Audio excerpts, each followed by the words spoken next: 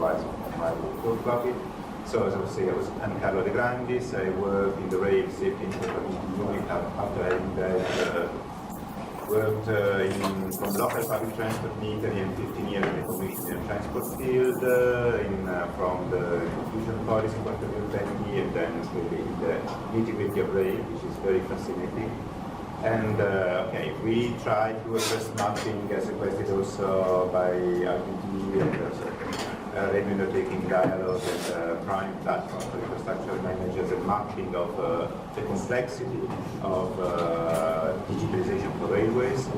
And we try to represent it in 4 areas. We have everything which concerns the improvement and enhancement of internal services, which you see here in blue, and which includes new functionalities ranging from ETO, etc., new radio system, but also big data for sure, and similar conditions, which improves the internal processes. But then we have to keep into account that this code also for external resources in very well, actually it's purple in this introduction. And here you have the external enabler, which is almost big, it's blue in my presentation, it doesn't matter, which means that we have to make it cyber secure, we have to use a wide amount of resources from the point of view of also the radio communication, the full spectrum, but we need also to have the possibility to communicate data, which calls also for an open data policy, or partly open data policy, or agreement on data exchange, which is not there yet.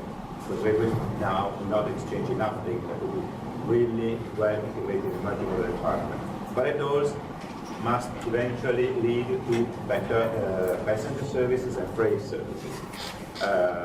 Thanks also to automation in the notably in freight, and I think we'll see something interesting afterwards, but in general to better information flows. So starting really, because we have a little time on the dimension of freight, the focus on freight, I think that the key element is now to have really a good understanding. International freight is predominant in freight, and is crucial for decarbonization, because decarbonized transport system is a transport system where rail plays a bigger role than now. So this is the first thing. Then we can decarbonize railways. Railways are much more efficient than any other land transport system. And the first thing is to enhance traceability. We need to have a link between the train, already having a single train ID is a step forward in the current situation, connecting the train to the wagons and the loads, and then enabling with this information flows to know exactly which goods are transported, when they arrive, at which terminal, and interact with all the complexity of operations for the transshipment, because rail is not a door-to-door system, which will allow to have a good policy in terms of good ownership, smart contracts, and being integrated in a digital transport chain. Then going very fastly on passengers, and we said, yes, we need to have the passenger at the center. There are lots of initiatives which are launching. We have already a framework for multimodal travel information system, which encompasses now only static data, but we include the dynamic data, and we are not there yet. We need to have, we are starting only now introducing in railways, but maybe never, a harmonized, interoperable format for ID-based journeys and for mobile ticketing. And we have a more advanced vision, which is being developed within Rail, for having a real multimodal interoperability framework for passenger data along the journey. This is a step forward, which is also quite synergic with the full service model which is being developed by the sector. And that is also based on semantics and something which is a step forward to the current mindset of it. Then we have the ambition of having railways integrated with the urban nodes, with mobility as a service. Now, mobility as a service is a bit of a sort of a catch-word. We used to say whatever moves has a smartphone is mobility as a service. We don't have even an agreed harmonized definition. Of course, mobility as a service is different. It's something where you have an account-based mobility which encompasses different systems. And it's not just a free-floating system with a smart app, which I love, but it's not that. It's something where you are a person moving, the user is at the center and can benefit from a variety of options with a single account. And now we have lots of cases in which they are popping up at local level. We have other interesting cases in which spontaneously a rail operator starts integrating with different urban metropolitan areas in several countries, Sweden, Germany, Italy, France, providing as you go information, notably for those who are not the usual commuters, and potentially also ticketing services to access. And that's much more what we want, to have a larger role for railways when we can gradually overcome car ownership, which is sort of nonsense of the past century, say to be broadly. And then we have even small steps, such as a better integration between commercial services and public service application. We need to have integrated ticketing at least within railways as a first step. Then, okay, but then let's go passing after this short-term perspective, short and medium-term perspective evolution for freight and passenger services. We have to go on I will shortly mention the key elements for the internal enablers as we see them, but we'll learn a lot more today.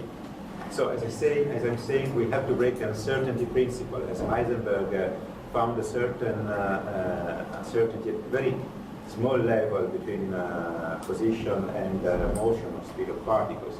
The truth is that actually we consider steel train as unsmart and dumb, so we detect them from the track. That doesn't make any sense. It's time to have a locomotive which is able to tell its exact position, speed, the integrity status of a train, whether it has loss of wagon or not, notably the brake force, and the braking or kinematic performances to the system, through enabling technologies such as satellites, of course, enhanced odometry with an inertial measurement unit, in order to lead to something which is already well paved since actually the 90s, but we are achieving it now, which is ERTMS level 3. And virtual moving blocks, I think we have to be very open, also because it may be that the margins between the two are narrow, so virtual balises of really moving block, and with or eventually without train detection system on the ground, is the final evolution. But to achieve all these and the future evolutions, we need to come with something which is the real modular functional architecture of the train, on the track side too, but that's interesting on train because we are very far away. Having a common bus, but having all well-defined form, fit, and functional interfaces between all the systems, so that we can eventually evolve the train, plugging a component which has been pre-tested on a track without reauthorizing the local, without losing month, and really opening the market for all the smart components, but also allowing further evolutions without touching what is there in terms of assets. And that is quite, that will require a huge work in terms of standardization. I think this is one of the areas. And okay, that was the short version. Let me just say a word on cybersecurity, since it has been mentioned before. Yes, we see the future railways, both trackside and on board, as a series of objects connected to an IP protocol via radio system. So cybersecurity is key. We have 3 pillars which are working on it. We have, of course, in Shift to Rail a whole technical demonstration which aims at defining a system which is cyber secure by design. We have in Senate G26, which is working hard on the interpretation of the general IC rule for cybersecurity 62443 and what it means for railways. And now we expect in 1 month time the first report to be submitted for board. That will be very interesting. But we have also a 3rd pillar, which is quite, for me, which is very interesting to follow in the coming months, which is the railways, the information sharing and actually exchange and communication system, which is a group set up by a series of railway operators and infrastructure managers in order to exchange among peers experiences, system, and to see how the safety management system is fit in order to assess and to prevent, to detect and prevent cyber threat. And I think this the work will also be crucial, notably for one of the most dangerous elements, which is hybrid threat. when you can combine a cyber threat with a cyber attack with a physical attack.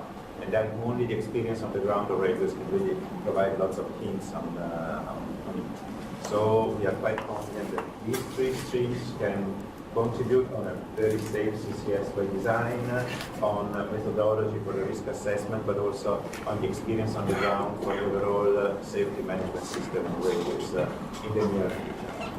Thanks a lot.